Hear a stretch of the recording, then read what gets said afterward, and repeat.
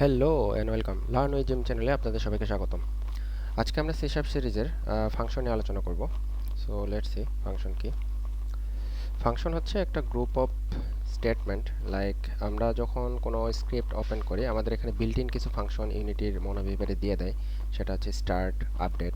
তো একটা ফাংশনের স্ট্রাকচার হচ্ছে কীরকম, একটা ফাংশনের স্ট্রাকচারের শুরুতে থাকে একটা অ্যাক্সেস মডিফায়ার। অ্যাক্সেস মডিফায়ার মানে হচ্ছে ধরেন ফাংশনটাকে কি আমি প্রাইভেট নাকি পাবলিক নাকি প্রোটেক্টেড এভাবে করে রাখতে হচ্ছে, এটাকে অ্যাক্সেস মডিফায়ার বলে। আপনি যদি হচ্ছে এই ফাংশনটাকে বাইরের কোনো কাউকে অ্যাক্সেস দিতে না চান সেই ক্ষেত্রে আমাদের প্রাইভেট মডিফায়ার ইউজ করতে হবে। যদি কাউকে অ্যাক্সেস দিতে চান সেক্ষেত্রে পাবলিক দিতে হবে। আর যদি স্পেসিফিক কোনো অ্যাক্সেস থাকে তো সেই ক্ষেত্রে আমরা প্রোটেক্টেড ইউজ করবো। সো এই অ্যাক্সেস মডিফায়ার নিয়ে আমাদের পরবর্তী কোনো ভিডিওতে আমরা আলোচনা করব।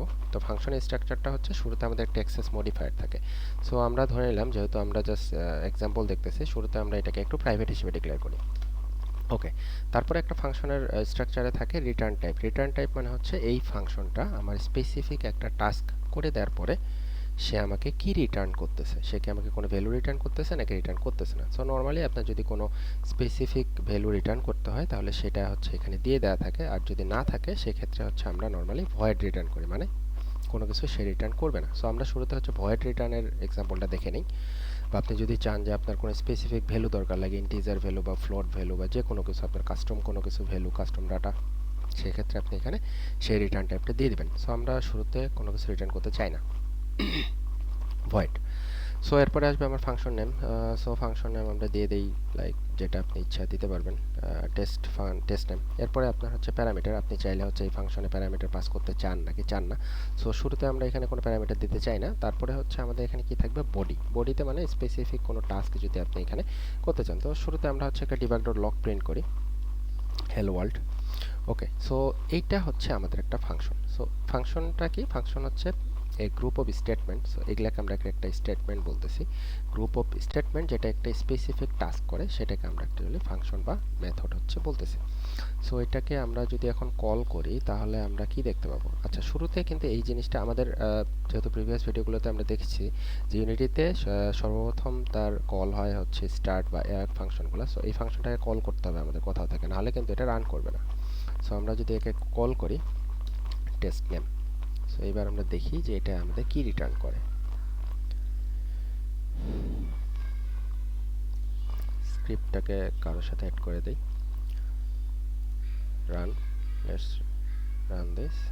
সো আমাদের রিটার্ন আসছে হ্যালো ওয়ার্ল্ড। সো আমাদের এই জিনিসটা প্রিন্ট করছে। সো কারণ আমরা কোনো এখানে রিটার্ন টাইপ দেইনি। ওকে, এখন যদি আমরা চাই যে আমরা একটা আলাদা একটা ফাংশন ক্রিয়েট করব যেটা রিটার্ন টাইপ থাকবে, সেটা ধরে নিলাম প্রাইভেট হবে। সো রিটার্ন টাইপ আমরা ধরে নিলাম ইন্টিজার দেবো, ইন্টিজার মেবি সাম। ওকে, সেই ক্ষেত্রে এখন দুইটা জিনিস হতে পারে যে আমরা প্যারামিটার দিচ্ছি অথবা দিচ্ছি না। এখানে আমরা প্যারামিটার দিয়ে চেক করি অথবা শুরুতে আমরা প্যারামিটার ছাড়া চেক করি। So integer sum is equal 0, integer a is equal 1, integer b is equal 2, return maybe sum a plus b, sum is equal, or আপনি চাইলে এটা যে কোনোভাবে লিখতে পারেন। রিটার্নটা আমরা পরে করি, শুরুতে sum is equal A plus B, আমরা হচ্ছে সামটাকে রিটার্ন করে দেবো। ওকে, এখানে একটা জিনিস দেখেন, আমরা এখানে ইন্টিজার টাইপ হচ্ছে রিটার্ন টাইপ দিছি। সো আমরা এখানে একটা ছোট্ট ক্যালকুলেশন করছি যে আমার ইন্টারনাল এ দুইটা ভ্যালু থাকবে ভেরিয়েবলের, এ এর ভ্যালু হচ্ছে 1, বি এর ভ্যালু হচ্ছে 2। সো এটাকে সাম করলে যেটা আসে, মানে সাম এডিশন করলে, অ্যাকচুয়ালি এডিশন করলে যেটা আসে এটাকে আমরা হচ্ছে রিটার্ন করব।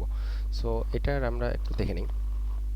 আমরা যদি এখান থেকে এটা কল করি, সো সাম এখান থেকে আমরা কল করব। তো কল করলে আলটিমেটলি এটা কিন্তু শুরুতে এখানে কিছু দেখাবে না।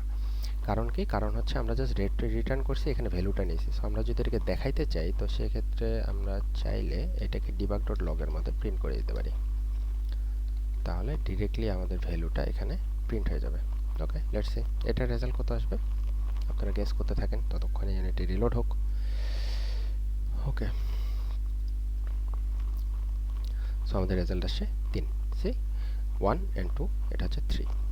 ওকে, এইবার যদি আমরা চাই যে আমি ফাংশনের মধ্যে হচ্ছে ফিক্সড কোনো না, আমি বাইরে থেকে হচ্ছে ভ্যালুগুলো দিয়ে দেবো, তো সেই ক্ষেত্রে আমরা কি করব, এই ফাংশনটাকে প্যারামিটারাইজড করে নেব। প্যারামিটারাইজ করে দিলে আপনি যদি চান ইন্টিজার এ ইন্টিজার বি আমরা এখানে ডিক্লেয়ার করে দিলাম, তাহলে আমাদের এখানে এ আর বি এর এই দুইটার কাজ এখানে দরকার নাই। সো সাম ইজ ইকুয়াল 0, আমরা বাইরে থেকে হচ্ছে ভ্যালুটা দেবো। এখন দেখেন আমরা এখানে যে প্রিন্টটা করতেছি এই ফাংশনটা কল করার সময় সে এখানে আমাকে এরর দেখাইছে। কি এরর দেখাইছে দেখেন, method sum has two parameter but is invoked with zero argument. So আমাদের দুইটা প্যারামিটার এখানে পাস করতে হবে। লাইক আমরা যদি এ এর ভ্যালু দিই 3, বি এর ভ্যালু দিই 4, তাহলে সেক্ষেত্রে আমাদের কি আসে এটা একটু দেখে নেন।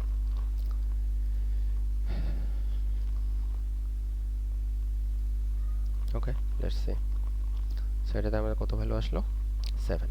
হ্যাঁ, একটা মজার জিনিস দেখেন, আমরা ফাংশনটা প্যারামিটারাইজ করার পরে এটা কিন্তু অলরেডি জেনারিক করে ফেলছি।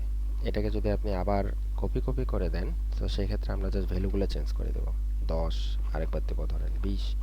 সো আমরা তিনটা পোস্ট করবো, একটা ধরেন 50, এটা লাইক 60। সো আমরা এখানে এখন কি কি আসবে, একটাতে আসা হচ্ছে 7, একটাতে 30, একটাতে 110 and test name. So let's see, আমাদের প্রত্যেকটাই হচ্ছে কাজ করছে। So this is basically function. So আপনার ইউজ কেস অনুযায়ী আপনি ফাংশনগুলোকে যেভাবে স্ট্রাকচার অনুযায়ী গঠন করতে হয় সেভাবে গঠন করবেন এবং নিজের মতো করে ইউজ করতে থাকবেন। দেখা হবে পরের কোনো ভিডিওতে। Thank you.